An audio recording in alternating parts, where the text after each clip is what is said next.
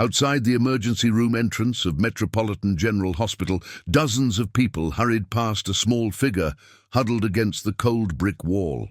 The 5-year-old girl sat alone, her summer dress inadequate against the evening chill, tears streaming down her cheeks as strangers averted their eyes and quickened their pace. Some glanced with fleeting concern, others with mild annoyance, but all continued on their way without stopping. Nurse Caroline Matthews had just finished her second consecutive double shift, her feet aching and her heart heavy from another day of loss and healing. As she pushed through the hospital's revolving doors, something made her pause. The little girl clutched a hospital bracelet in her tiny fist, and when Caroline glimpsed the name printed there, her blood ran cold. It was a name she recognized, a name that had haunted her for 3 years. What could possibly connect this abandoned child to the patient Caroline had been unable to save? Before we jump back in, tell us where you're tuning in from, and if this story touches you, make sure you're subscribed, because tomorrow I've saved something extra special for you.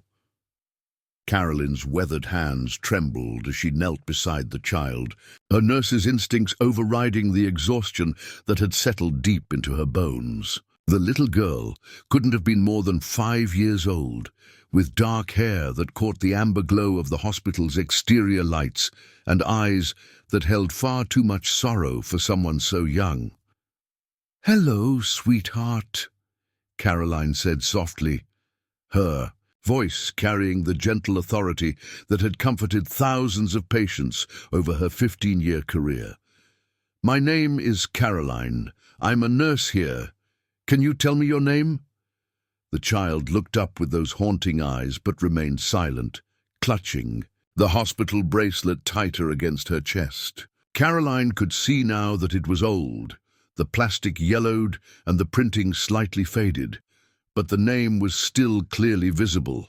Sarah Chen, Dob, No 3 to 15 1989, Sarah Chen. The name hit Caroline like a physical blow, transporting her back 3 years to one of the darkest periods of her nursing career. Sarah had been 28 when she arrived at Metropolitan General, brought in after a car accident that had left her fighting for her life. Caroline had been her primary nurse for 6 weeks, watching helplessly as Sarah's condition deteriorated despite everyone's best efforts. She had died on a Tuesday morning in April, leaving behind a husband who couldn't bear to return to the hospital and questions that Caroline had never been able to answer.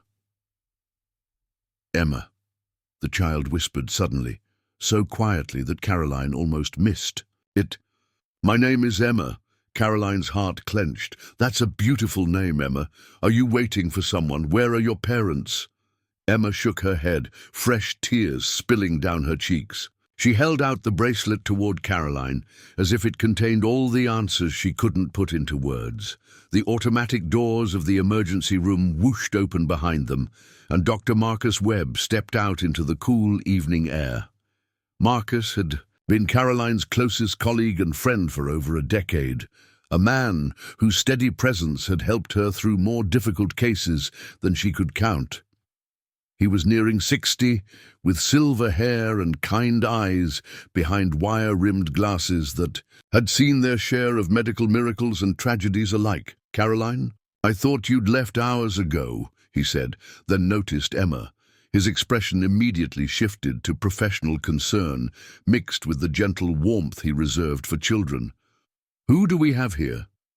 "This is Emma," Caroline said, rising slowly, and feeling every one of her 47 years in her creaking knees. "She was sitting out here alone. Marcus, look at this."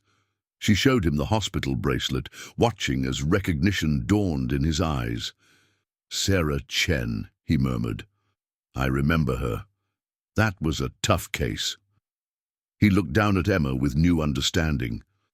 "Sweetheart, how did you get Sarah's bracelet?" Emma remained silent, but she allowed Caroline to take her small hand.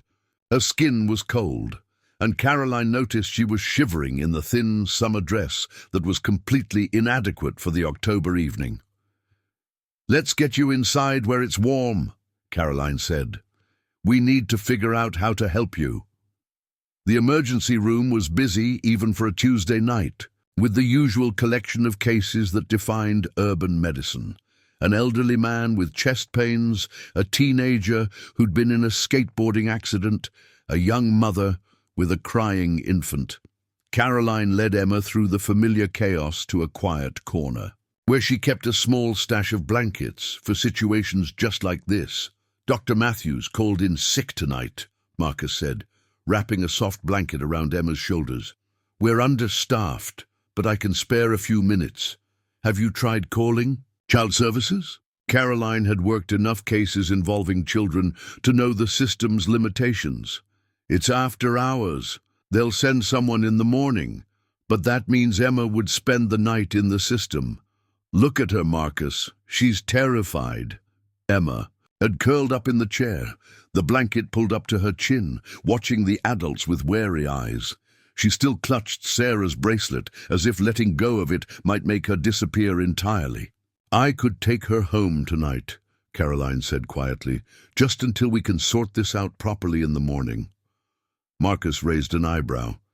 "Caroline, you know the protocols." "I know," she interrupted, "but sometimes the protocols don't account for what's right." She looked at Emma, remembering another child she'd once known, her nephew Tommy, who had stayed with her for 2 weeks when her sister Rebecca was going through her divorce. That had been 5 years ago, before the argument that had driven a wedge between the sisters that neither seemed willing or able to cross. Caroline's house was a modest 2-bedroom bungalow in a quiet neighborhood, about 15 minutes from the hospital.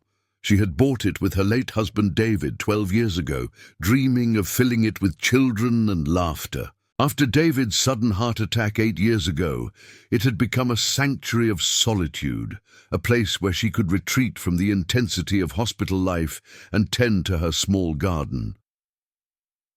Now, as she led Emma through the front door, the house felt different, less like a refuge and more like a space waiting to be filled with purpose again.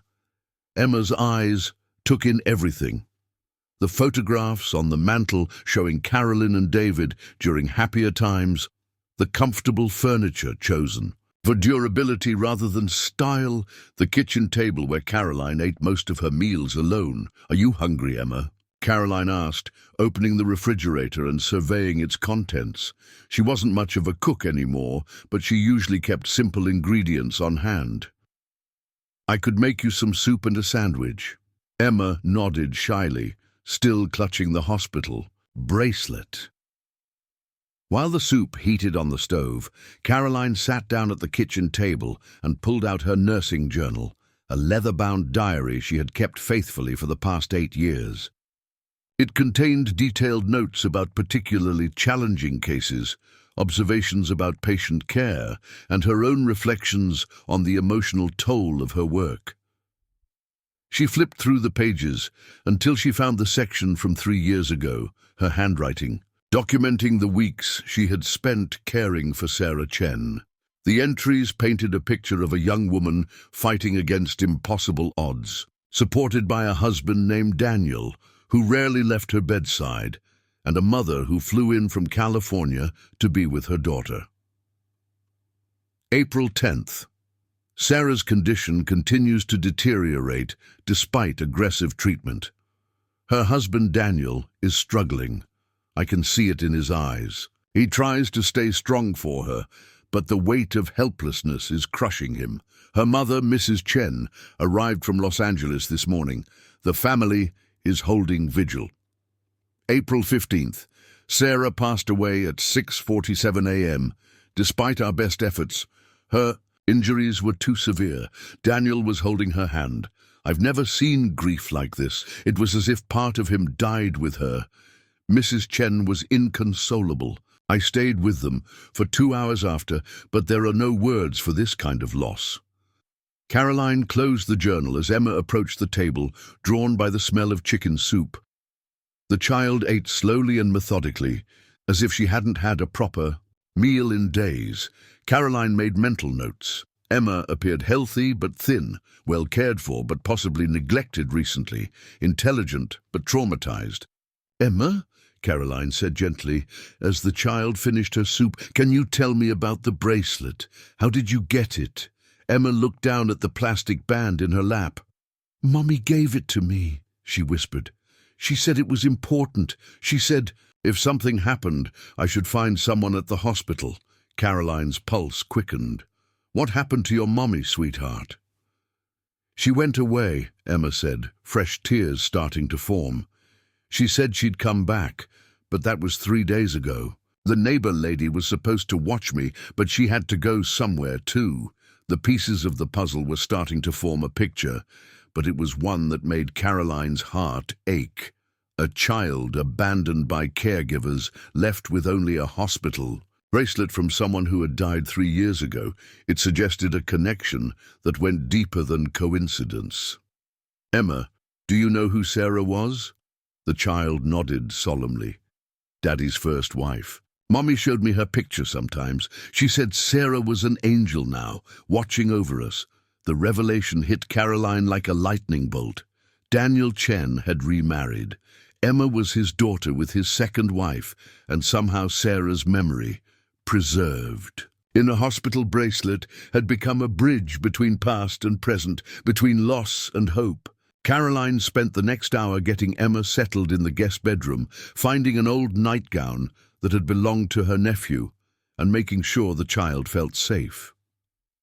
As Emma drifted off to sleep, still holding Sarah's bracelet, Caroline returned to her kitchen table and opened her journal again. She thought about Daniel Chen, remembering his hollow eyes and the way grief had seemed to consume him entirely.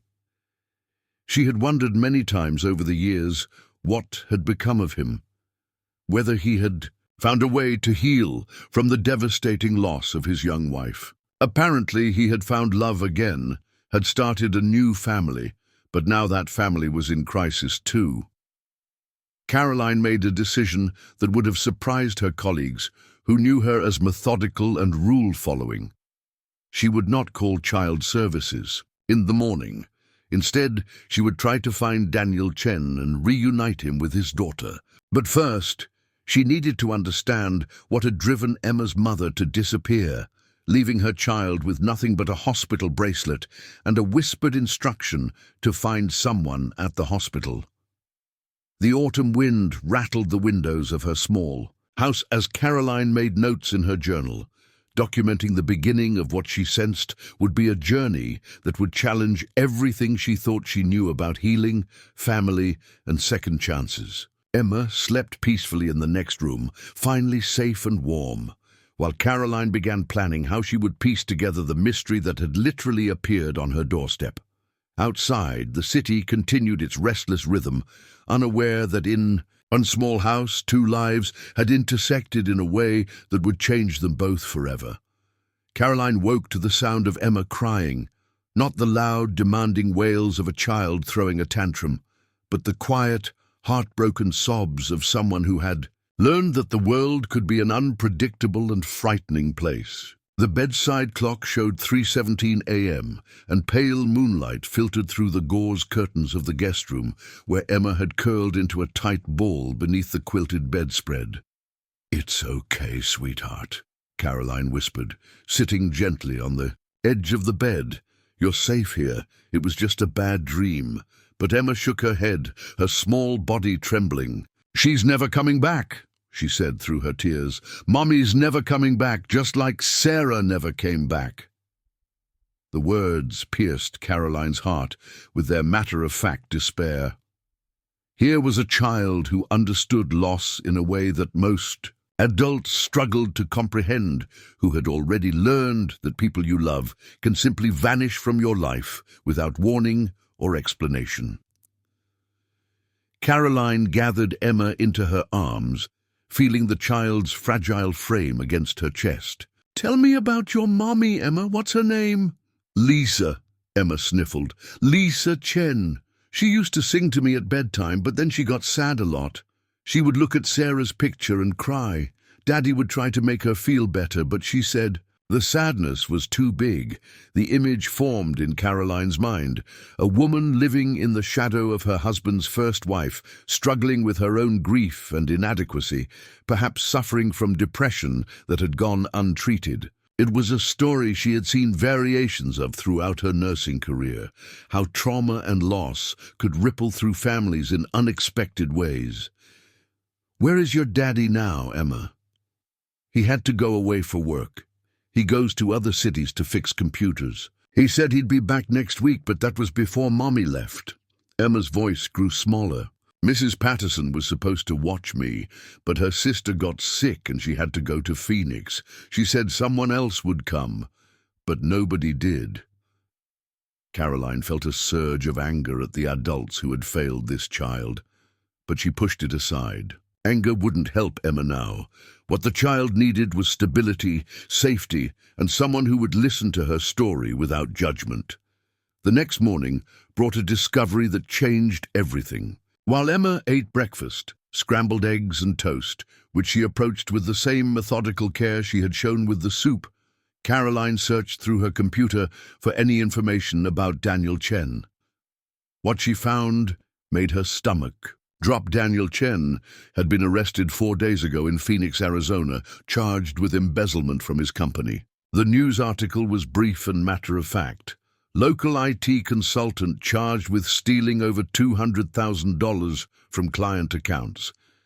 There was a photo of Daniel being led away in handcuffs, his face hollow and defeated, the same expression Caroline remembered from Sarah's deathbed.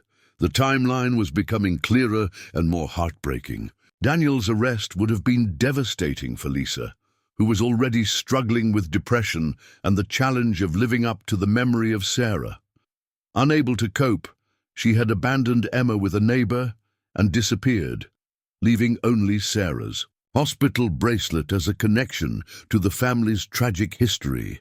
Caroline's phone rang as she was processing this information. The caller ID showed Marcus's number. "Caroline, I've been thinking about Emma all night." His voice was concerned. "Have you contacted Child Services yet?" "Marcus, there's something you need to know." Caroline explained what she had discovered about Daniel's arrest and Lisa's disappearance. "This child has been through more trauma in the past week than most people experience in a lifetime. I can't just hand her over to the system."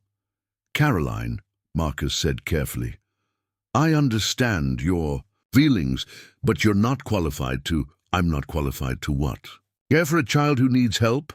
Marcus, I've been a nurse for 15 years. I've seen what happens to kids who get lost in the system. Emma doesn't need bureaucracy right now.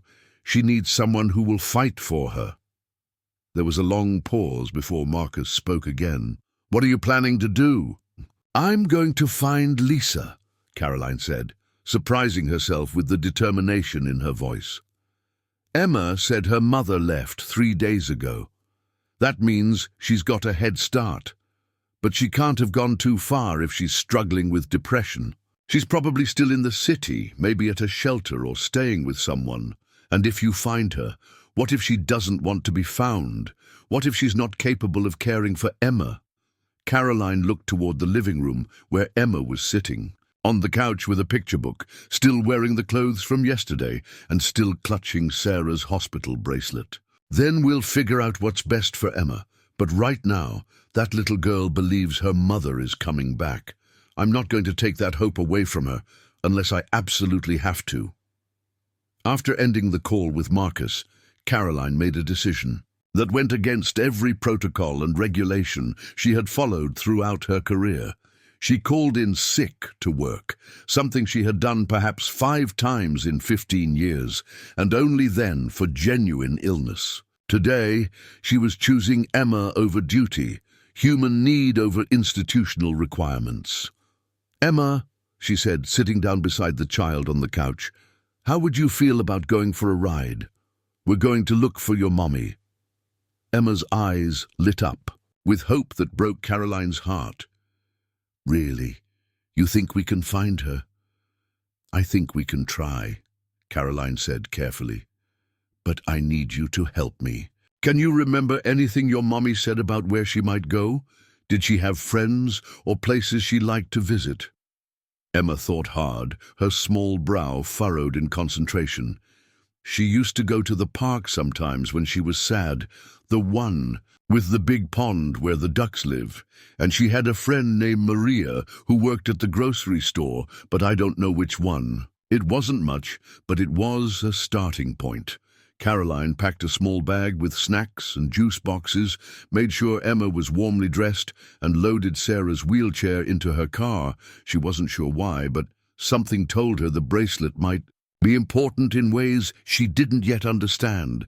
Their first stop was Riverside Park, a sprawling green space about 10 minutes from Caroline's house. The duck pond was a popular spot for families and joggers, but on this Wednesday morning it was nearly empty, except for an elderly man feeding bread to the waterfowl and a woman pushing a baby stroller along the walking path. Caroline and Emma circled the pond twice, checking the benches and shaded areas where someone might sit to think or hide from the world. They found no trace of Lisa, but Caroline made mental notes about other places to search: the community center, the public library, the bus station. "Mommy likes the library," Emma said as they walked back to the car. "She reads lots of books about how to be happy, but they don't seem to work."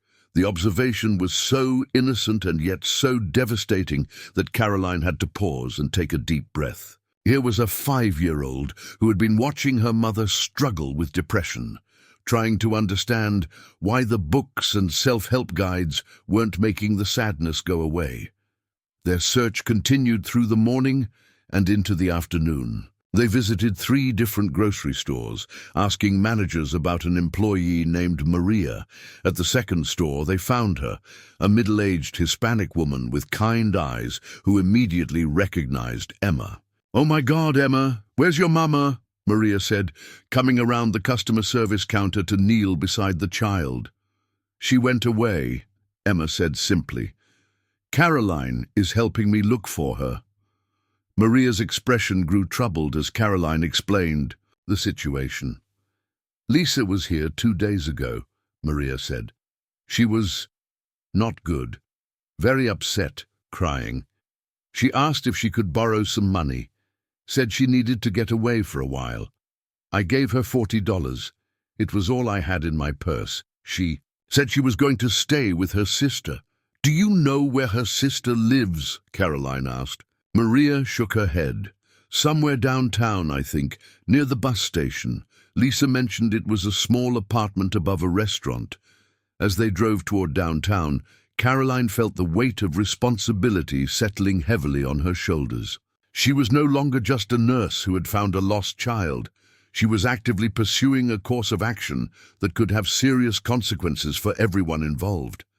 If she found Lisa and the woman was truly unable to care for Emma, what then? If she didn't find Lisa, how long could she continue caring for Emma before the authorities stepped in? But when she looked in the rearview mirror and saw Emma's hopeful face, still clutching that faded hospital bracelet, Caroline knew she had to see this through.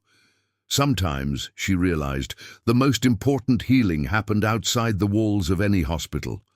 The downtown area near the bus station was a patchwork of struggling businesses, small ethnic restaurants, and aging apartment buildings that had seen better decades. Caroline drove slowly through the narrow streets, Emma pressed against the passenger window, both of them scanning the sidewalks and storefronts for any sign of Lisa or clues about where she might be staying.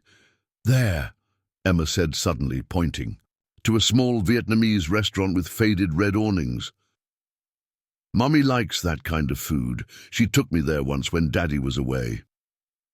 Caroline parked across the street and studied the building. Above the restaurant, she could see a row of small windows that suggested apartments on the second floor. It fit Maria's description, a small apartment above a restaurant near the bus station. "Should we go ask?" Emma said, her hand already reaching for the door handle. "Let's be careful, sweetheart," Caroline said gently. "Sometimes when people are hurting, they need space to think. We don't want to frighten your mommy if she's trying to figure things out. the restaurant owner, an elderly Vietnamese woman with silver hair pulled back in a neat bun, looked surprised when Caroline and Emma entered. The lunch crowd had thinned out, leaving only two customers at a corner table sharing a steaming bowl of pho. "Excuse me," Caroline said politely. "We're looking for someone who might be staying in one of the apartments upstairs." "A young woman named Lisa Chen?" The owner's expression became guarded. "You family?" Emma stepped forward before Caroline could answer. "She's my mommy. I'm Emma." The woman's face softened immediately. She knelt down to Emma's level, speaking in accented but gentle English. "Your mama, she is very sad.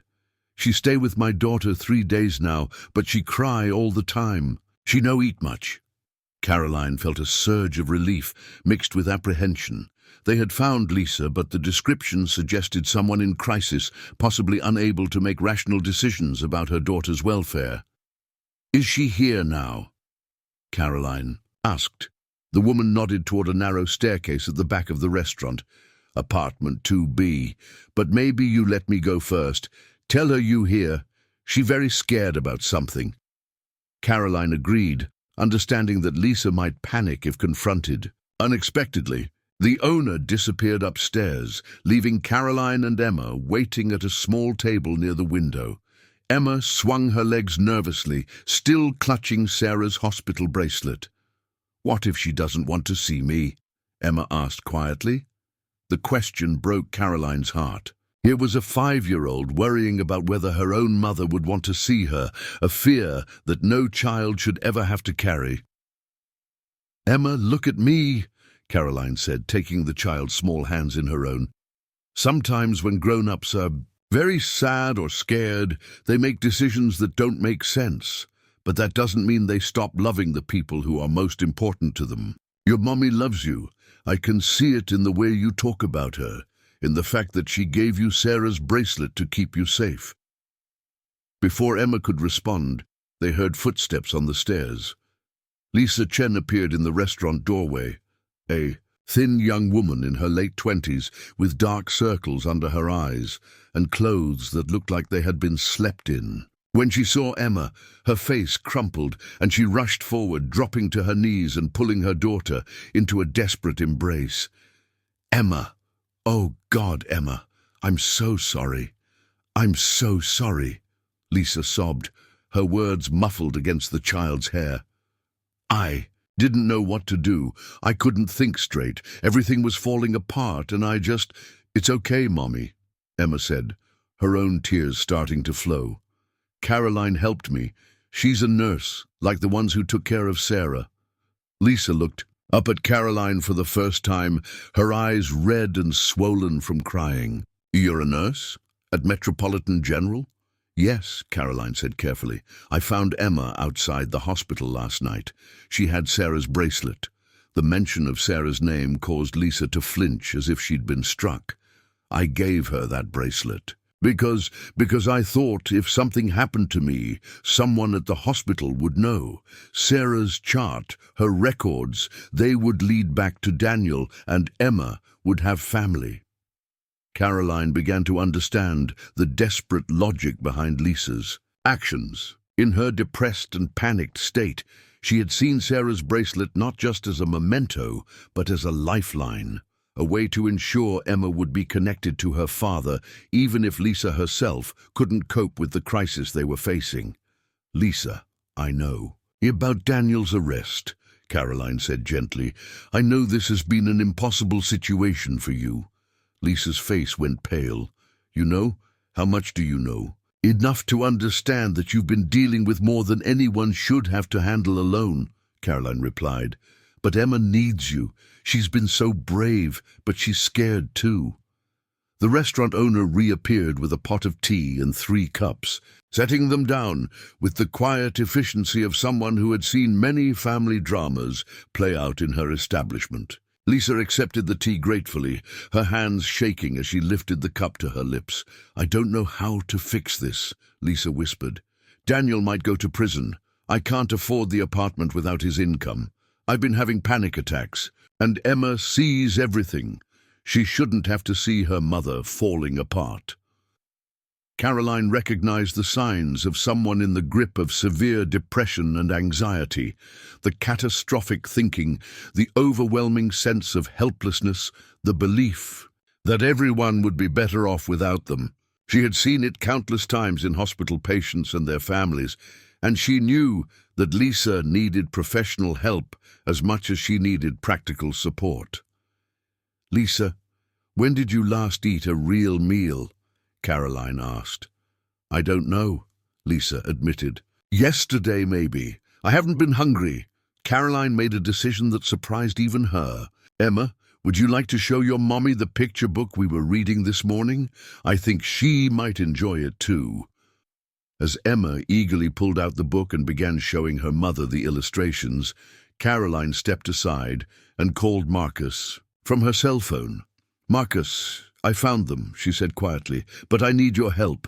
Lisa is in crisis, severe depression, possibly having panic attacks. She needs medical attention, but if I take her to the ER, they'll separate her from Emma and call child services." "Caroline, that might be the appropriate response," Marcus said carefully. "If she's not capable of caring for the child—" "She is capable," Caroline interrupted. "She's overwhelmed and dealing with untreated depression, but she loves Emma and she's trying to do what's best for her. Marcus, what if there was another way? What if we could get Lisa the help she needs while keeping the family together?" There was a long pause. "What exactly are you proposing?" "I'm proposing that sometimes the best medicine isn't found in a hospital," Caroline said, watching Lisa gently wipe tears from Emma's cheeks. "Sometimes it's found in the connections between people who refuse to give up on each other." She was venturing into territory that had nothing to do with her training as a nurse, and everything to do with her instincts as a human being who had seen too much loss and was determined to prevent another family from being destroyed by circumstances beyond their control. The conversation with Marcus had planted a seed of an idea that Caroline knew was audacious, possibly foolish, but felt more right than anything she had done in years. As she watched Lisa and Emma reconnect over the picture book, she began to formulate a plan that would require her to step further outside the boundaries of conventional care than she had ever imagined. "Lisa," Caroline said, returning to the table, "I'd like to ask you something that might sound unusual. How would you feel about staying at my house for a few days, just until we can figure out a better long-term solution?" Lisa looked up in surprise, confusion and hope warring in her tired eyes. "You would do that? But you don't even know us." "I know enough," Caroline said simply. "I know that Emma loves you and needs you. I know that you're going through a crisis that no one should have to face alone. And I know that sometimes healing happens best when people feel safe and supported." The Vietnamese restaurant owner, who had been quietly cleaning tables nearby, approached their table with a warm smile. "You take them home," she said to Caroline, in her accented English. "This lady needs someone to watch over her. Little girl need her mama, you good person to help." Lisa's eyes filled with fresh tears.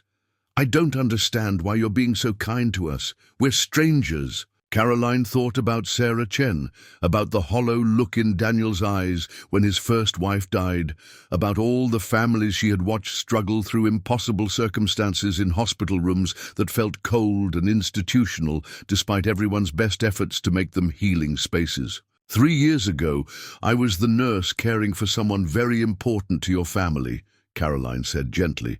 "I couldn't save Sarah, but maybe I can help you and Emma. Sometimes life gives us second chances to do better." The drive back to Caroline's house was quiet, with Emma asleep in the back seat and Lisa staring out the passenger window at the passing neighborhoods. Caroline could sense the younger woman's exhaustion and the way she seemed to be holding herself together through sheer force of will. "Caroline," Lisa said as they pulled into the driveway, "I need you to know I'm not usually like this. Before Daniel's arrest, before everything fell apart, I was a good mother. I worked as a teacher's aide at Emma's preschool. I cooked dinner, every night and read her bedtime stories and—" Her voice broke. "I can see that," Caroline said firmly. "I can see it in the way Emma talks about you, in how she never doubted that you love her even when you had to leave. Depression doesn't erase who you are, Lisa. It just makes it harder to remember." That evening, Caroline found herself playing an unfamiliar role, part caregiver, part counselor, part surrogate family. She made a simple dinner, while Lisa helped Emma with a coloring book at the kitchen table. The domestic scene felt both foreign and natural, filling her house with voices and laughter for the first time in years, after Emma had been tucked into bed, this time with both Caroline and Lisa reading her a story. The two women sat in Caroline's living room with cups of herbal tea. The house felt different with other people in it, less like a place where Caroline went to escape from life and more like a home where life actually happened. "Tell me about Sarah," Lisa said quietly, her fingers tracing the rim of her teacup. "Daniel rarely talks about her, but I can see how much losing her changed him, and I can see how much I can never measure up to her memory." Caroline chose her words carefully, understanding that this conversation could either help Lisa heal or deepen her pain. "Sarah was 28 when I cared for her. She was brave and funny even when she was fighting for her life. But Lisa, she wasn't perfect. She was a person with flaws and fears, just like everyone else. The difference is that death has a way of turning people into saints in our memories. Daniel keeps her photo on his desk," Lisa said. "Sometimes I catch him looking at it with this expression, like he's remembering a conversation they had or a moment they shared. I always wondered if he would look at me the same way if something happened to me." The vulnerability in Lisa's voice revealed the depth of her insecurity, the way Sarah's memory had become not just a source of grief, but a standard against which Lisa measured her own worth. Caroline recognized it as a common struggle among surviving spouses and second marriages, the challenge of loving someone who was still mourning someone else. "Lisa, can I share something with you that I learned during my years as a nurse?" Caroline said. "Love isn't a competition. Daniel's love for Sarah doesn't diminish his capacity to love you. When someone we love dies, we don't stop loving them. But that doesn't mean we can't love again, or that the new love is somehow less meaningful." Lisa was quiet for a long moment, processing Caroline's words. Outside, the autumn wind rustled through the oak tree in Caroline's front yard, and somewhere in the distance a siren wailed, the soundtrack of a city that never quite slept. "I've been seeing a counselor," Lisa said finally, "Dr. Martinez at the Community Health Center. She's been helping me work through the depression, but when Daniel got arrested, everything just collapsed. I stopped going to appointments, stopped taking my medication. I convinced myself that Emma would be better off without me." Caroline felt a surge of relief. The fact that Lisa had been in treatment meant she understood her condition and had been working toward recovery. The current crisis was a setback, not a permanent state. "Would you be willing to call Dr. Martinez tomorrow?" Caroline asked. "Maybe schedule an emergency session. I could drive you, watch Emma while you're in the appointment." "You would do that?" "Lisa, I've spent 15 years watching families navigate medical crises. I've learned that healing isn't just about treating symptoms. It's about giving people the support they need to rebuild their lives. Right now, you and Emma need support." As Caroline prepared for bed that night, she reflected on how dramatically her life had changed in less than 24 hours. Yesterday morning, she had been a dedicated but solitary nurse, going through the familiar routines of work and home without much thought about what she might be missing.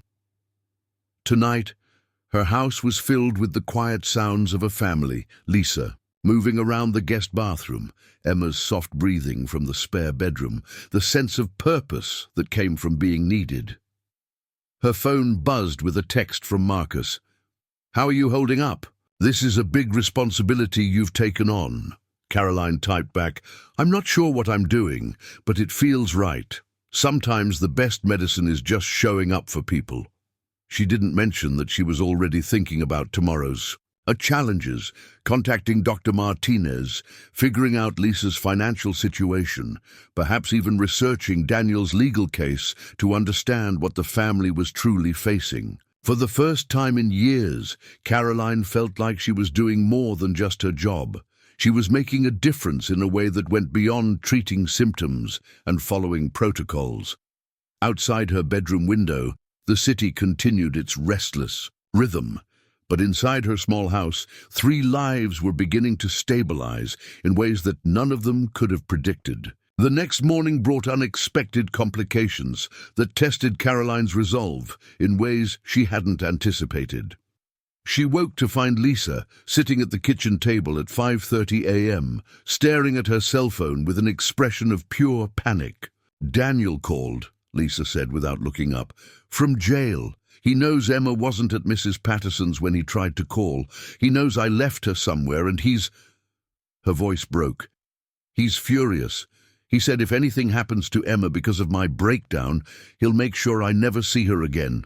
Caroline poured herself coffee and sat down across from Lisa, noting the way the younger woman's hands trembled as she held her phone. The conversation with Daniel had clearly triggered another wave of anxiety, undoing some of the fragile stability they had built the night before. "Lisa, what exactly did you tell him?" "I told him Emma was safe, that someone was helping us, but I couldn't explain about you without it sounding—" She gestured helplessly. "How do I tell him that I left our daughter with a stranger, and now we're staying in her house? How do I make him understand that you're the first person who's shown us any real kindness in months?" Caroline understood the impossible position Lisa was in. From Daniel's perspective in a jail cell, his wife's explanation would sound like the ravings of someone having a complete breakdown. The fact that a nurse had taken them in might seem less like a rescue and more like evidence that Lisa was truly incapable of caring for their daughter. "We need to establish some credibility," Caroline said thoughtfully, "and we need to start addressing the practical problems your family is facing. What's your financial situation right now?" Lisa's laugh was bitter. "Daniel handled all the finances. I know we have some savings, but I don't know how to access it without him. The rent on our apartment is due next week, and I have maybe $300 in my checking account."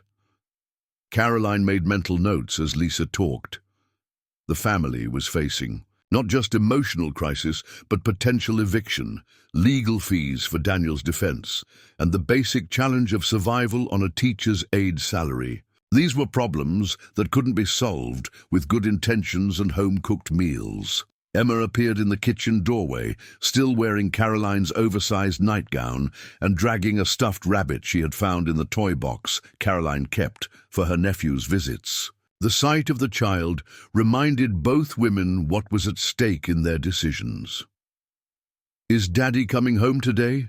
Emma asked, climbing into Lisa's lap with the unconscious trust of a child who believed adults could fix anything.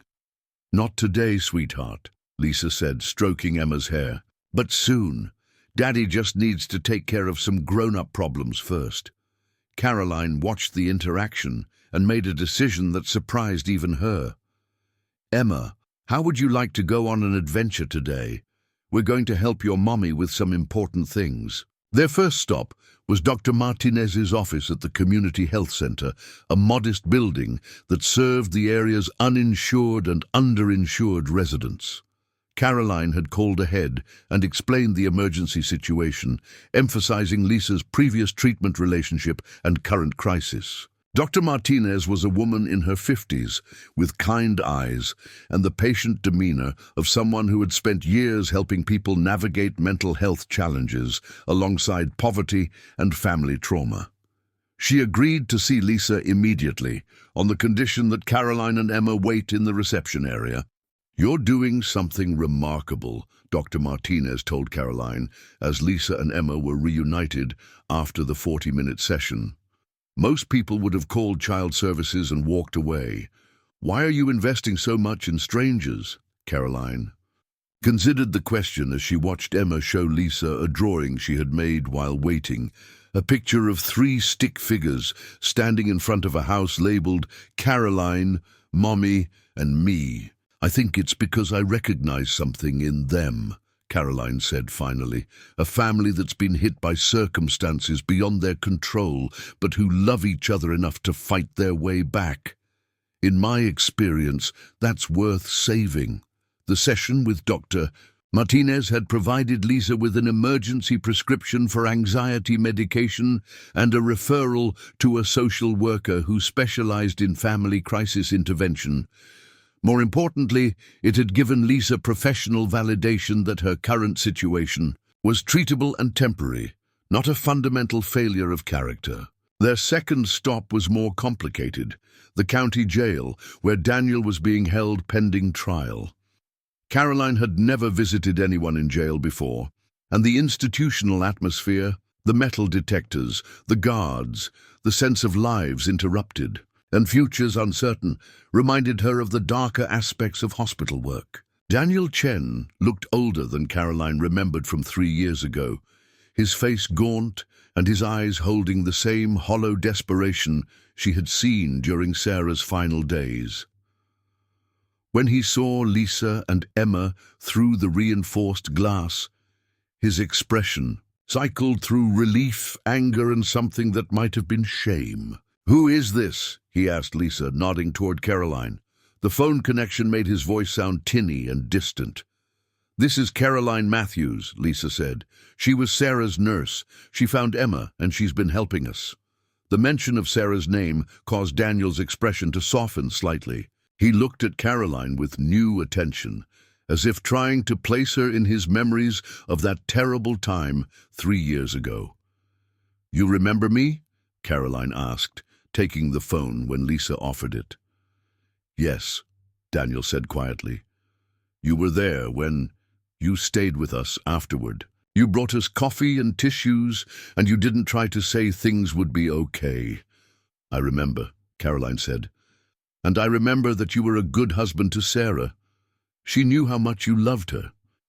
Daniel's composure cracked slightly. "I don't understand what's happening. The lawyer says I might be looking at 5 years. Lisa says she had some kind of breakdown. Emma was missing for a whole day, and I couldn't do anything about it from in here." Caroline made a decision to be completely honest.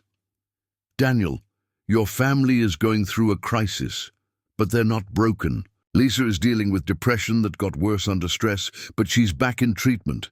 Emma is safe and being cared for. What they need now is for you to focus on your legal situation while they rebuild their stability. And you're just going to take care of them out of the goodness of your heart." Daniel's tone held skepticism mixed with desperate hope. "I'm going to help them take care of themselves," Caroline corrected, "because sometimes that's what people need. Someone who believes they can get through the hard times." The visit was limited to 30 minutes, but it accomplished something crucial.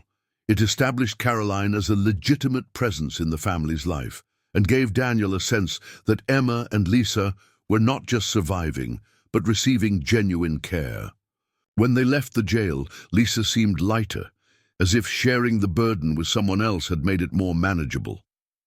That evening, as Caroline helped Emma with a puzzle while Lisa prepared a simple dinner, her phone rang. The caller ID showed her sister Rebecca's number, the first time they had spoken in over a year. "Caroline, I heard through the grapevine that you called in sick yesterday," Rebecca said without preamble. "That's not like you. Are you okay?"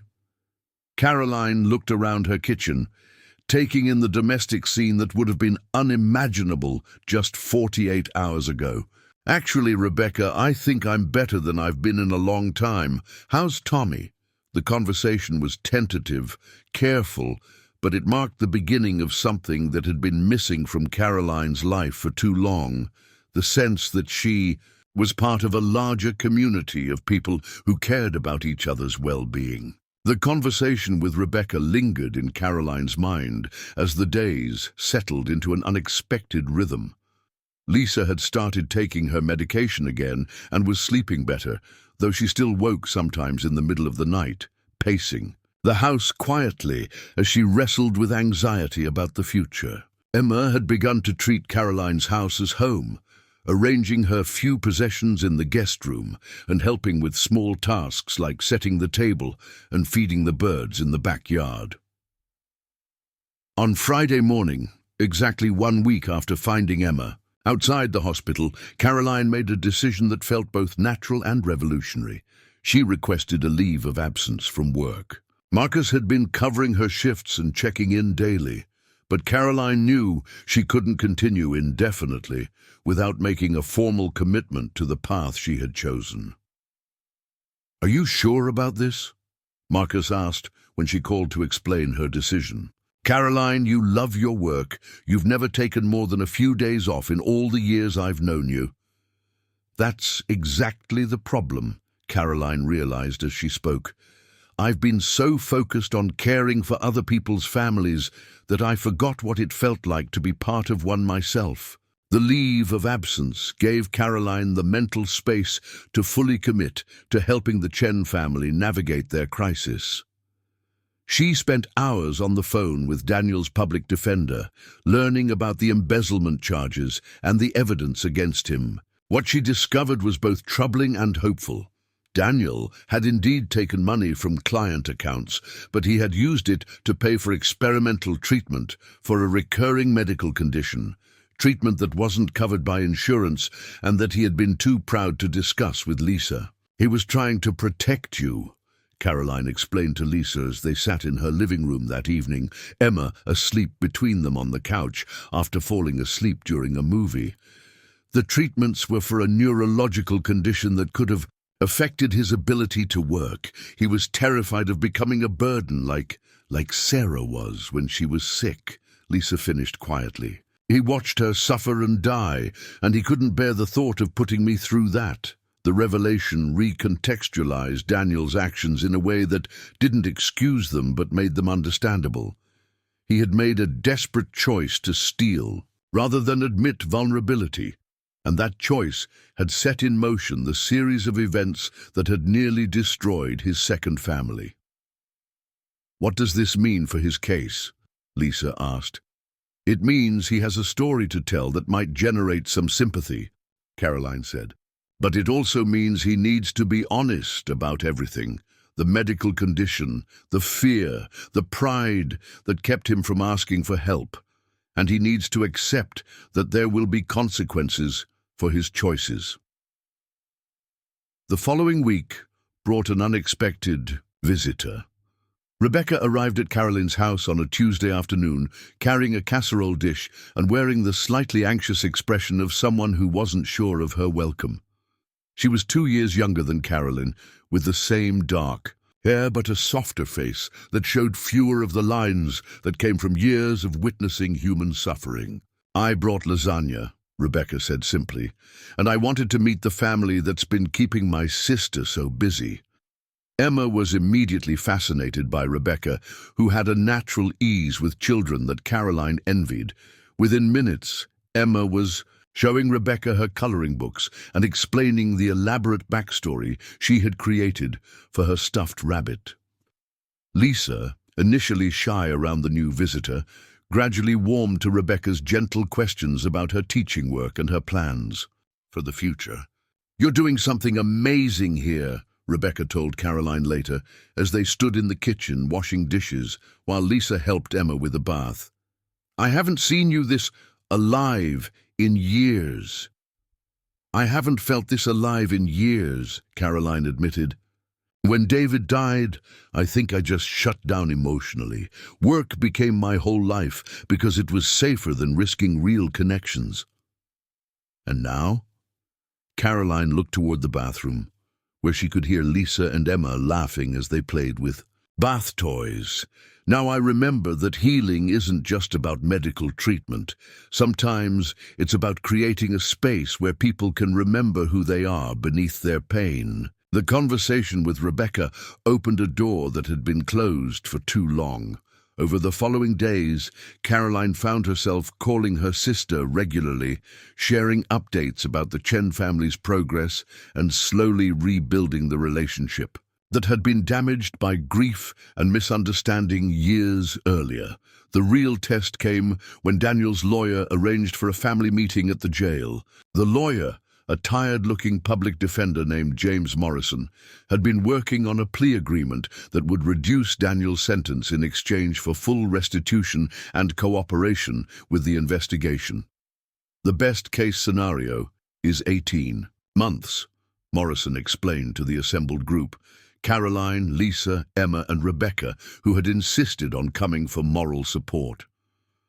Worst case is 3 to 5 years. But there's something else we need to discuss. The something else was devastating.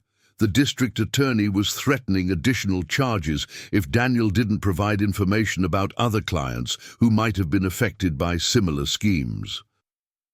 Daniel insisted he had acted alone, and that his case was isolated, but the prosecutor wasn't convinced. They think he's part of a larger fraud ring, Morrison said bluntly. If they pursue additional charges, we could be looking at federal prosecution and much longer sentences. Lisa went pale at this news, and Caroline watched as the younger woman seemed to shrink into herself. The progress they had made over the past 2 weeks, the medication, the therapy, the growing sense of stability, suddenly felt fragile in the face of this new uncertainty. "What do we do?" Lisa whispered. It was Emma who provided the answer, in the innocent way that children sometimes cut through adult complications with startling clarity. "We don't give up," she said, looking around at the assembled adults with Sarah's hospital bracelet still clutched in her small hand. "Sarah didn't give up when she was sick, and Daddy didn't give up when Sarah was sick, and Mommy didn't give up when Daddy went away. We're a family, and families don't give up on each other."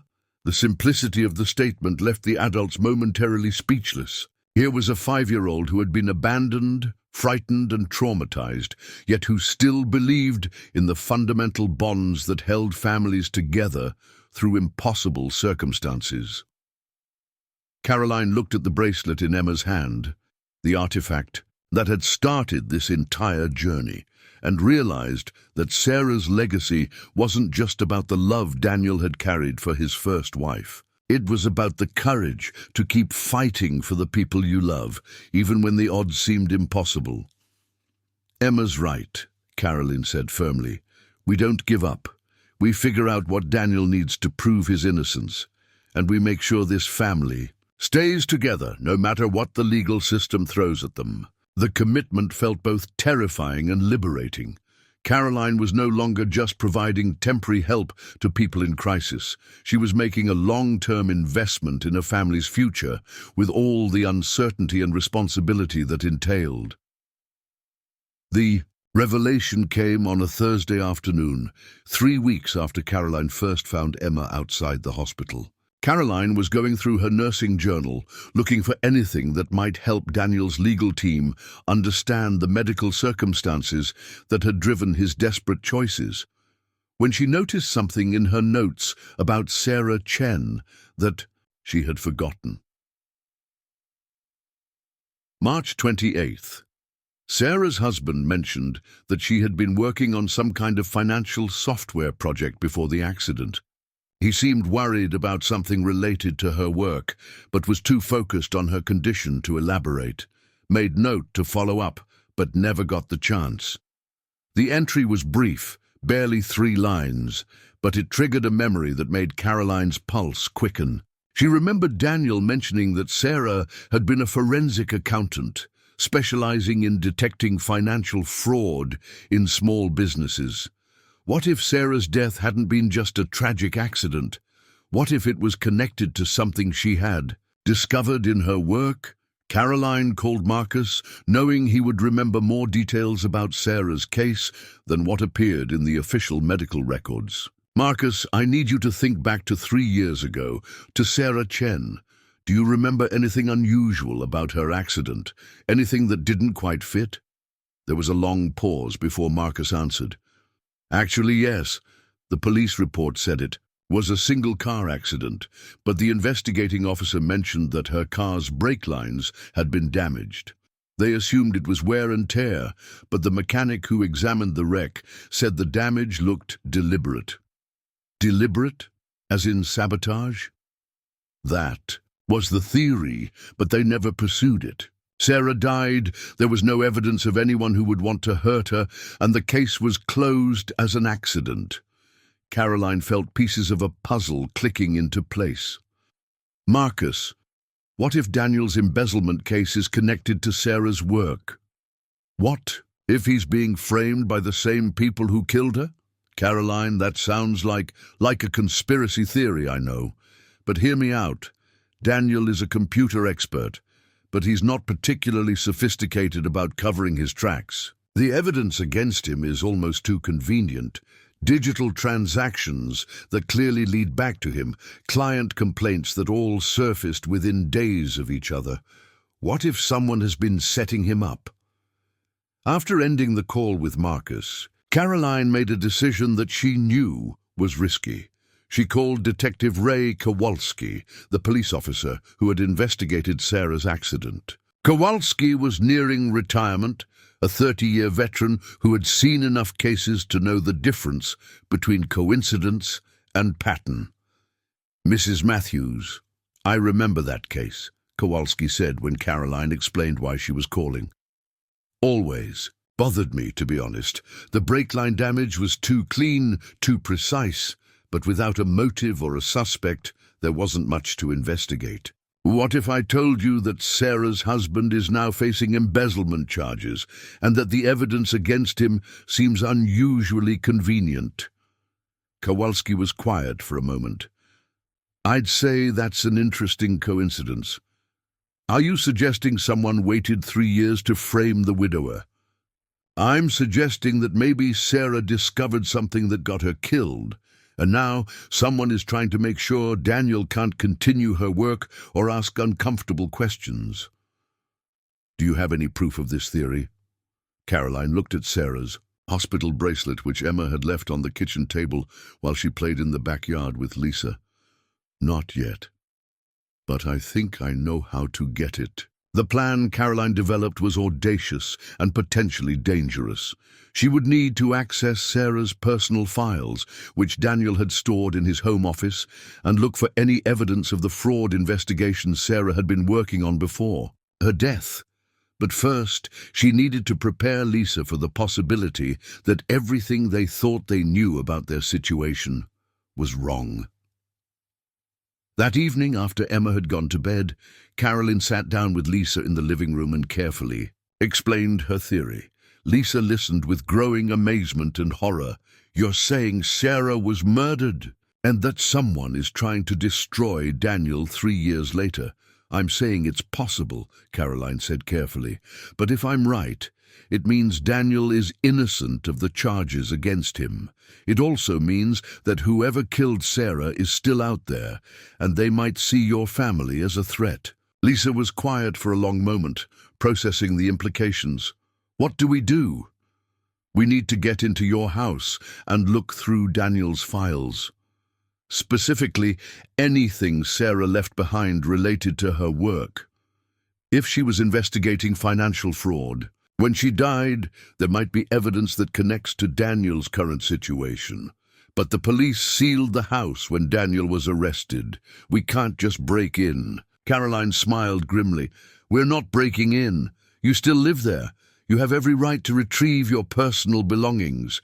The next morning, Caroline called in a favor with Marcus, asking him to accompany them to the house as a medical professional who could verify Lisa's mental stability if questioned by police. Rebecca also insisted on coming, bringing her teenage son Tommy as additional support.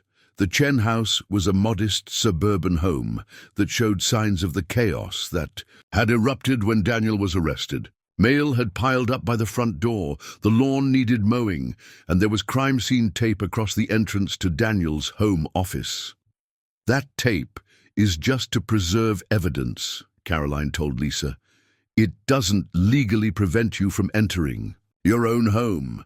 Daniel's office was a cluttered space filled with computer equipment, filing cabinets, and boxes of papers that appeared to be client files. But in the corner, Caroline found what she was looking for: a small desk that had obviously belonged to Sarah, with feminine touches and family photos that had survived her death. In Sarah's desk drawers, Caroline found folders of financial documents, client correspondence, and handwritten notes that painted a picture of a forensic accountant who had been tracking a sophisticated fraud scheme involving multiple small businesses in the city. "Look at this," Caroline said, showing Lisa a handwritten note in Sarah's careful script. She was investigating a company called Meridian Financial Services. According to these notes, they were running a Ponzi scheme that had already stolen over $2 million from local businesses. Lisa leaned over Caroline's shoulder to read the notes. Meridian Financial, that's one of Daniel's clients. They're one of the companies claiming he stole from them. The pieces fell into place with stunning clarity. Sarah had been investigating Meridian Financial when she died. The company had survived her death and continued operating for 3 years. Now, when Daniel's work for them might have uncovered the same fraud Sarah had discovered, they had framed him for embezzlement to discredit him and remove him as a threat. "We need to call Detective Kowalski," Caroline said. "This changes everything." But as they prepared to leave the house, Caroline noticed a car parked across the street that hadn't been there when they arrived. 2 men in suits sat inside, watching. The house, with the kind of professional attention that made Caroline's nurse instincts scream danger. "Lisa, we need to leave. Now." They gathered Sarah's files quickly and headed for the back door, avoiding the front of the house where the watchers might see them. Caroline's mind raced as they made their way to Rebecca's car, which was parked 2 blocks away. The evidence they had found vindicated Daniel and revealed Sarah's murder, but it also put them in immediate danger from people who had already killed. Wants to protect their secret. The hospital bracelet that had started this journey was more than just a memento. It was the key to a conspiracy that had destroyed one family and was trying to destroy another. "What do we do now?" Lisa asked as they drove away from the neighborhood, checking constantly to make sure they weren't being followed. Caroline looked at the files in her lap, thinking about the courage it had taken for Sarah to investigate powerful criminals and the strength it would take for her family to finish what she had started. "Now we fight back," Caroline said. "Sarah died trying to expose these people. We're going to make sure her death wasn't in vain."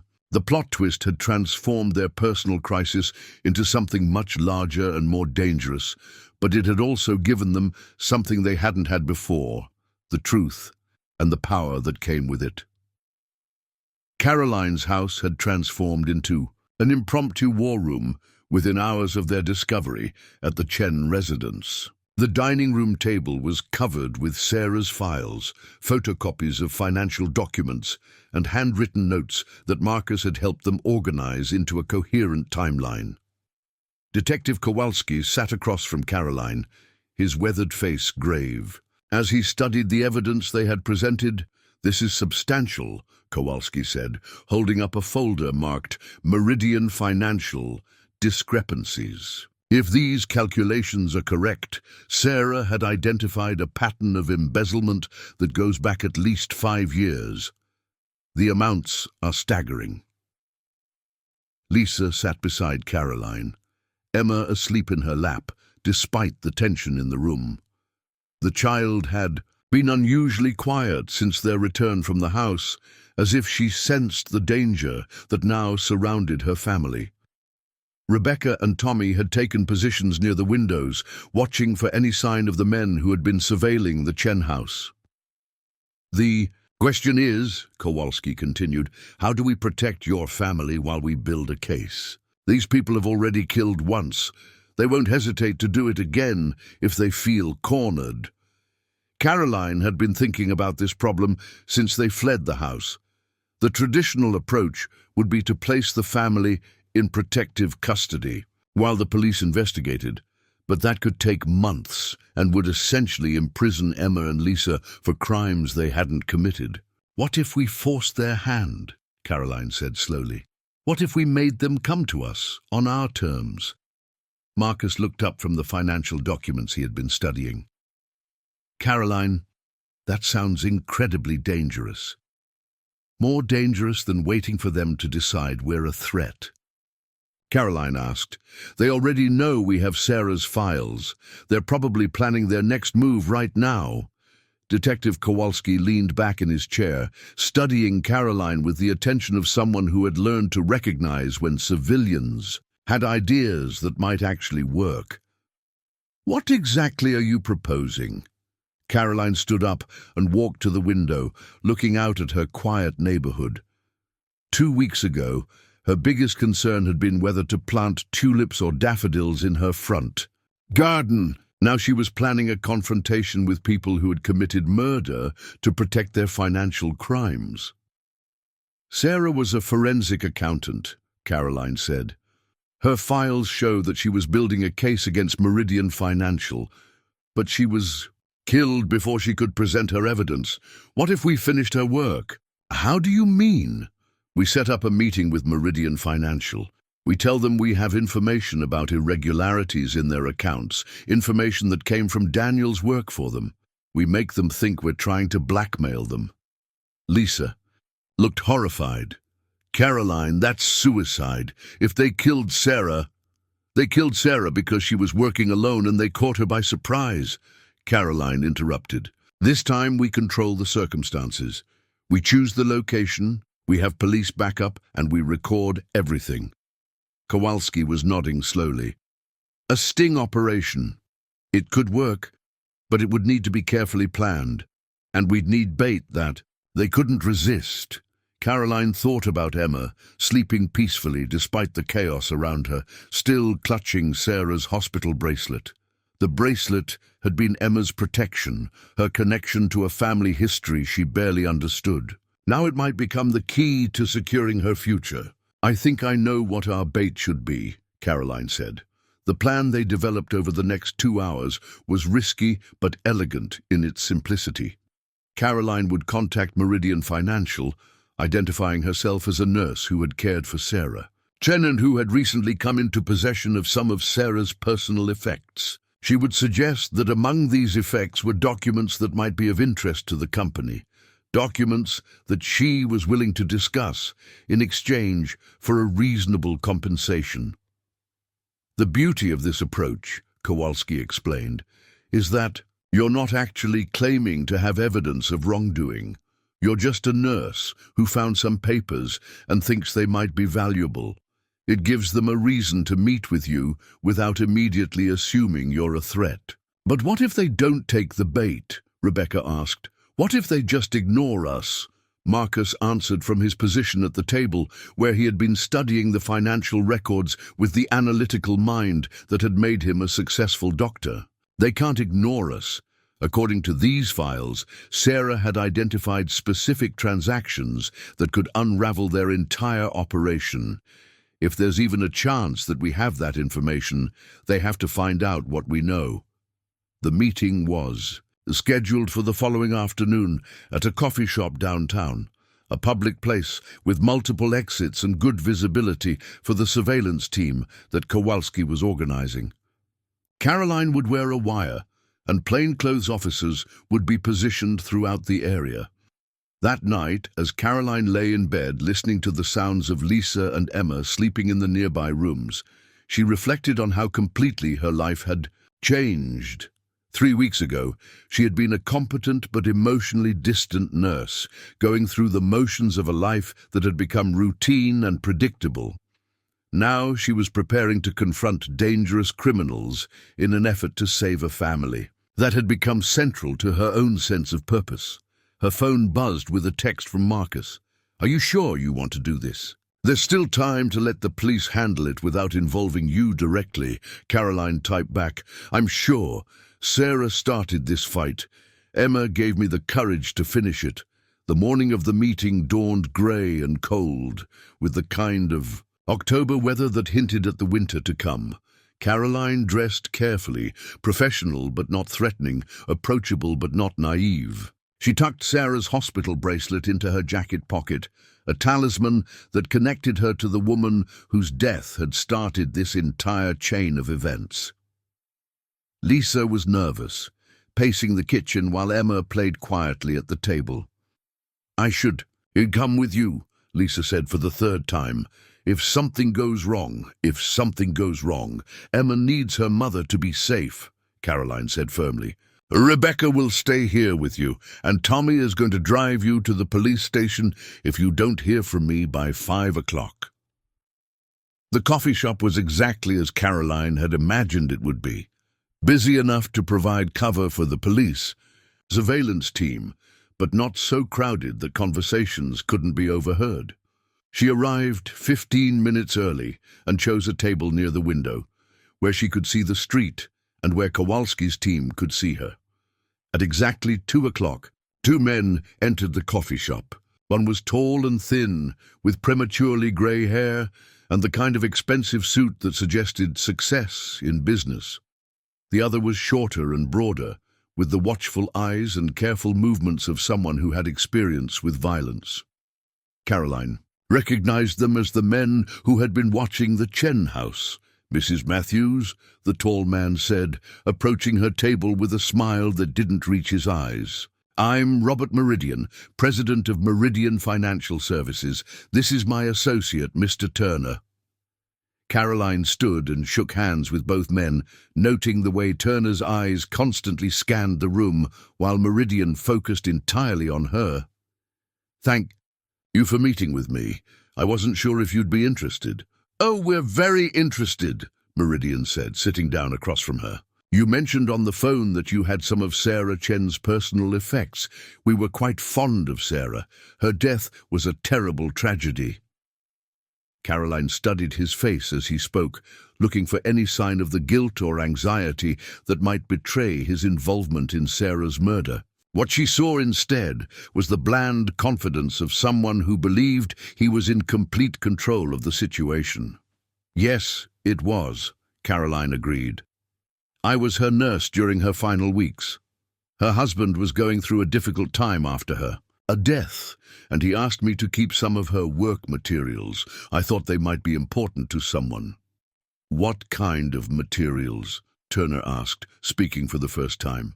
His voice was flat and emotionless, the tone of someone who viewed other people as problems to be solved rather than human beings to be respected. Caroline reached into her bag and pulled out a manila folder. Not the original documents, but photocopies that Kowalski's team had prepared. Financial records mostly, account information, transaction histories. "I'm not really sure what it all means, but Sarah seemed to think it was significant."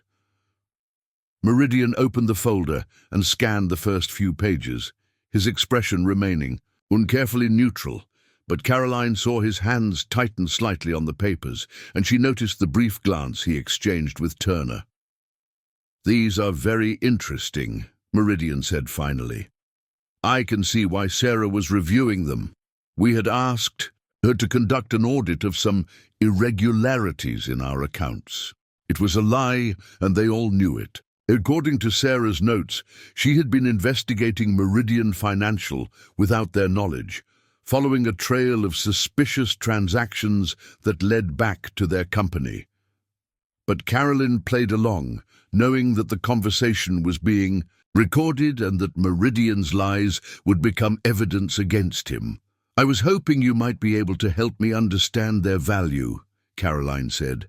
"As I mentioned on the phone, I'm not in a position to just give them away. I have my own financial obligations." Turner leaned forward slightly, and Caroline saw something dangerous flash in his eyes. "What exactly are you asking for, Mrs. Matthews?" This was the moment of greatest risk. Caroline needed to sound like someone who was naive enough to attempt blackmail, but not so threatening that they would take immediate action against her. "I was thinking $50,000 would be reasonable," she said. "Enough to help me with some medical bills I've been struggling with." Meridian smiled again, and this time Caroline could see the predator beneath the businessman's facade. "I think we can work something out, but we'd need to see all of the documents first to make sure they're complete." "Of course," Caroline said. "I have them in a safe place. When can we make the exchange?" The conversation continued for another 10 minutes, with Meridian and Turner asking careful questions about what other documents Caroline might have and whether anyone else knew about their meeting. Caroline answered as honestly as she could, while maintaining her cover, knowing that every word was being recorded by the surveillance team. When the meeting ended, Caroline felt both relief and anticipation. The trap had been set, and Meridian Financial had taken the bait. Now came the dangerous part, following through on the exchange, while giving Kowalski's team the evidence they needed to make arrests that would stick. As Caroline walked back to her car, she thought about Sarah Chen and the courage it must have taken to investigate dangerous criminals while caring for the husband who loved her. Sarah's hospital bracelet seemed to pulse with warmth in Caroline's pocket, a reminder that some fights were worth the risk. The exchange was set for 8 o'clock that evening at the abandoned warehouse district near the river, a location that Meridian had insisted upon, claiming they needed privacy to examine the documents thoroughly. Caroline knew it was a trap, just as Meridian probably suspected her offer was a setup, but both sides were committed to playing their dangerous game to its conclusion. Detective Kowalski's team had spent the afternoon surveying the warehouse. Complex, identifying entry and exit points, and positioning surveillance equipment. The plan was for Caroline to enter the main building alone, while police officers surrounded the perimeter and monitored everything through the wire she wore. "Remember," Kowalski said, as Caroline prepared to leave for the meeting, "your job is to get them talking. We need them to admit their involvement in Sarah's death and Daniel's frame-up. The moment you feel unsafe, you give us the signal and we move in." Caroline nodded, checking the small panic button hidden in her jacket pocket. She had never imagined herself in this situation, a middle-aged nurse about to confront murderers in an abandoned building, but the thought of Emma and Lisa waiting safely at her house gave her the courage she needed.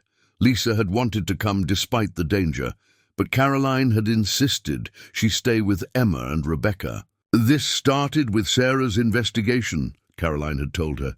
"It needs to end with justice for Sarah, but Emma needs her mother alive to see that justice done."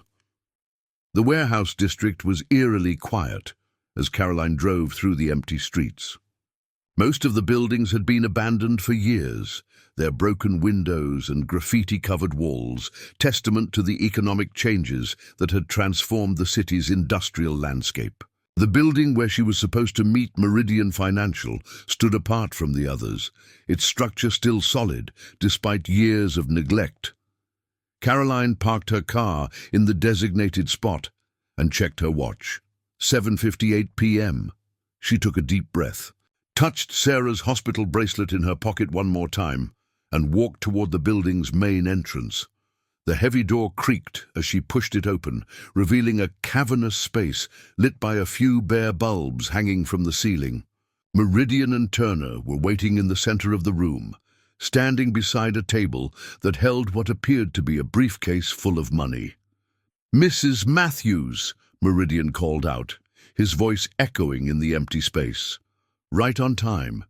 Do you have the documents?" Caroline walked toward them, her footsteps loud on the concrete floor. She carried a manila envelope that contained more photocopies of Sarah's files, enough to maintain the illusion, but not the originals that would be needed as evidence. "I have them," she said, stopping about 10 feet from the two men. "Do you have my payment?" Meridian gestured to the briefcase. $50,000, as we agreed. "But first, we need to make sure we're getting everything Sarah had collected about our company." Caroline opened the envelope and showed them the top few pages. "This is what I have: financial records, transaction histories, notes about irregularities. In various accounts, Sarah was very thorough. Turner stepped forward, and Caroline noticed he was wearing gloves despite the warm evening. Mrs. Matthews, I'm curious about something. How did a nurse end up with a forensic accountant's files? That seems like an unusual arrangement. The question was a test, and Caroline knew it. Turner suspected something wasn't right about her story, but he wasn't sure what. Her answer would determine whether the evening ended with arrests or violence. Daniel was devastated after Sarah died, Caroline said, sticking to the story they had rehearsed. He couldn't bear to look at anything that reminded him of her work. When he remarried and started his new life, he asked me to store some of her things. I put them in my basement and forgot about them until I started having financial problems of my own. Meridian nodded, as if this explanation made sense. Financial problems can certainly motivate people to make difficult choices. We understand that completely. There was something in the way he said it that made Caroline's skin crawl. She realized he was talking about Daniel, suggesting that financial pressure had driven Daniel to embezzlement when they both knew Daniel had been framed. Speaking of difficult choices, Caroline said carefully, I understand Daniel Chen is facing some serious charges. That must be awkward for you, given that he was one of your clients. Very awkward, Turner said, his eyes never leaving Caroline's face. Especially since we trusted him with sensitive financial information. When someone betrays that trust, it can have far-reaching consequences. Caroline recognized the threat in his words, but she pressed on. I suppose Sarah's death was convenient. In that regard, if she had lived, she might have been able to help Daniel with his legal problems. The temperature in the room seemed to drop several degrees as both men stared at her. Meridian's friendly businessman facade finally slipped, revealing something cold and calculating beneath. Mrs. Matthews, he said slowly, that's a very interesting observation. What exactly are you suggesting? Caroline knew she was approaching the point of no return. Her next words would either give the police the evidence they needed or trigger a violent confrontation that might end with her death. I'm suggesting that Sarah Chen discovered something about your company that you couldn't afford to have exposed, she said, her voice steady despite her racing heart. And I'm suggesting that Daniel Chen is being punished for continuing his wife's work. The silence that followed her words was broken only by the sound of footsteps as more men emerged from the shadows around the warehouse. Caroline realized with growing alarm that Meridian and Turner hadn't come alone. They had brought backup, and the police surveillance team might be walking into an ambush. Turner smiled for the first time since Caroline had met him, and it was the most frightening expression she had ever seen. You're smarter than we gave you credit for, Mrs. Matthews, or should I say, more foolish. Caroline's hand moved instinctively toward the panic button in her pocket, but Turner was watching her too carefully.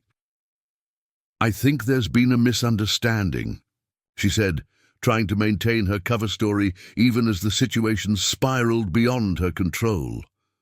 Oh, there's no misunderstanding, Meridian said, walking closer to her. You see, we did our homework after our coffee shop meeting. Caroline Matthews, 47 years old, 15 years as a nurse at Metropolitan General Hospital, recently took a leave of absence to care for, he paused dramatically, the family of Daniel Chen. The game was over. They knew who she really was, which meant they probably knew about the police surveillance and had planned accordingly. Caroline realized that her amateur attempt at detective work had walked everyone into a trap that could get them all killed. You want to know what really happened to Sarah Chen? Turner asked, circling around Caroline like a predator. She was getting too close to information that would have destroyed a very profitable operation. We tried to buy her off first, just like we're pretending to buy you off now, but Sarah had principles. Inconvenient things, principles, Meridian added. They make people do stupid things, like refusing reasonable offers and threatening to expose business practices that are really nobody else's concern. Caroline felt Sarah's hospital bracelet against her fingers and drew strength from the connection to the woman who had died fighting these same people. "So you killed her. We arranged for her to have an accident," Turner corrected, "a very convincing accident that removed a problem and sent a message to anyone else who might be tempted to interfere with our business." The admission was exactly what Detective Kowalski's team needed, but Caroline realized with growing horror that the men surrounding her probably had no intention of letting her leave the warehouse alive. They were confessing because they planned to silence her permanently. "The question now," Meridian continued, "is what to do about you and the Chen family. Daniel will be convicted of embezzlement and sent to prison, which solves that problem. But you and Lisa and little Emma, you're loose ends that need to be tied up." The mention of Emma's name sent a surge of protective fury through Caroline that overwhelmed her fear. These men had already destroyed one family and were planning to destroy another, all to protect their financial crimes. The thought of Emma, growing up without her parents because of these people's greed, was unbearable. "You're making a mistake," Caroline said, surprised by the steel in her own voice. "The police know I'm here. If something happens to me—" "The police are probably dead or dying as we speak," Turner interrupted. "Did you really think we wouldn't notice the surveillance team? This warehouse has been under our control for hours." Caroline's heart sank as she realized the full scope of the trap they had walked into. But even as despair threatened to overwhelm her, she remembered Emma's words from the lawyer's office. "We don't give up. Families don't give up on each other." Sarah's bracelet seemed to grow warm in her hand, and Caroline made a decision that surprised everyone in the warehouse, including herself. Instead of reaching for the panic button, she pulled out the hospital bracelet and held it up where everyone could see it. "Do you know what this is?" she asked, her voice carrying clearly through the cavernous space. Meridian frowned. "It appears to be a hospital identification bracelet. It's Sarah Chen's hospital bracelet. Emma has been carrying it for 3 years, ever since her father's first wife died. It's been her connection to the woman who came before her, her reminder that families can survive even the worst tragedies." Caroline began walking backward toward what she hoped was an exit, still holding the bracelet high. "But it's more than that. It's evidence. DNA evidence, fingerprint evidence, evidence that connects Sarah to the hospital where she died and to the people who cared for her." She was improvising now, hoping to buy time while the surveillance team realized they were walking into an ambush. The bracelet couldn't actually provide the kind of evidence she was claiming, but Meridian and Turner didn't know that. "More importantly," Caroline continued, "this bracelet has been photographed, documented, and connected to a complete file of Sarah's fraud investigation. If anything happens to me or to the Chen family, that file goes to the FBI, the State Attorney General, and every major newspaper in the region. It was a bluff, but it was delivered with the conviction of someone who had spent years learning to project confidence in life and death situations." Turner's hand moved toward his jacket, and Caroline knew he was reaching for a weapon. At that moment, the warehouse lights went out, plunging them into darkness. Caroline heard shouts, running footsteps, and what sounded like a door being kicked in somewhere behind her. She dropped to the ground and rolled toward where she remembered seeing a concrete pillar, clutching Sarah's bracelet and hoping that Detective Kowalski's team had found a way to turn the tables on their would-be killers. The darkness was filled with the sounds of a firefight that would determine whether justice would finally be served for Sarah Chen and whether the family she had left behind would survive to see it. The gunfire lasted only minutes, but to Caroline, crouched behind the concrete pillar with Sarah's hospital bracelet pressed against her chest, it felt like hours. When the warehouse lights flickered back on, she found herself surrounded by police officers in tactical gear, while Meridian, Turner, and their associates were being handcuffed against the far wall. Detective Kowalski appeared beside her, his face grim but relieved. "Are you hurt?" Caroline shook her head, though she noticed her hands were trembling as she helped him to her feet. "How did you know it was a trap?" "We didn't at first," Kowalski admitted, "but when our perimeter team spotted the additional men, we realized they were planning an ambush. We cut the power and came in through 3 different entrances. Your speech about the bracelet bought us the time we needed to get into position." As Caroline was led out of the warehouse, she could hear Meridian shouting at his lawyer about entrapment and illegal surveillance. Turner remained silent, his cold eyes fixed on Caroline with a hatred that made her grateful for the police escort. "Did you get everything you needed?" Caroline asked Kowalski as they reached the parking area where ambulances and police cars had gathered. "More than enough. Their confessions, recorded threats against you and the Chen family, and now we have grounds to search their offices and financial records. This should be enough to clear Daniel and put these people away for a very long time." The drive back to Caroline's house felt surreal after the intensity of the warehouse confrontation. The familiar streets of her neighborhood looked exactly the same, but Caroline felt fundamentally changed by the evening's events. She had faced down killers and survived, but more importantly, she had helped secure justice for a woman she had cared for 3 years ago and safety for the family that woman had left behind.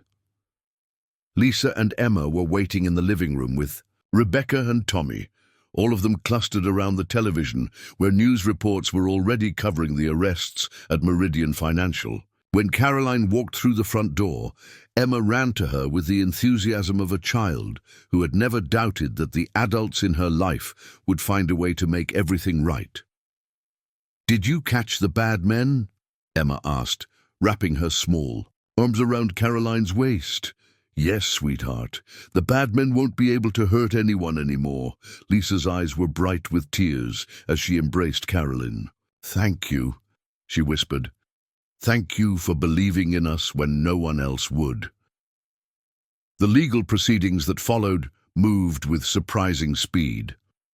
Daniel's charges were dropped within a week, after the evidence from Meridian Financial's offices revealed the full scope of their fraud operation and Daniel's role as an unwitting victim. The district attorney, faced with overwhelming evidence of prosecutorial error, quietly arranged for Daniel's release and issued a public apology for the mishandling of the case.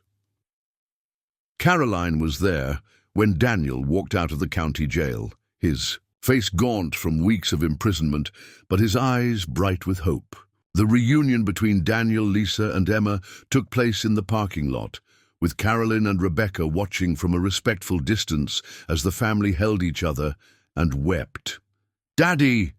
Emma cried, running into Daniel's arms with Sarah's hospital bracelet still clutched in her small hand. "Caroline helped us find you. She's the best nurse in the whole world." Daniel looked over Emma's head at Caroline, his expression holding gratitude too deep for words. "I don't know how to thank you," he said simply.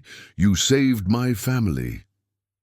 "Your family saved me," Caroline replied, and meant it completely.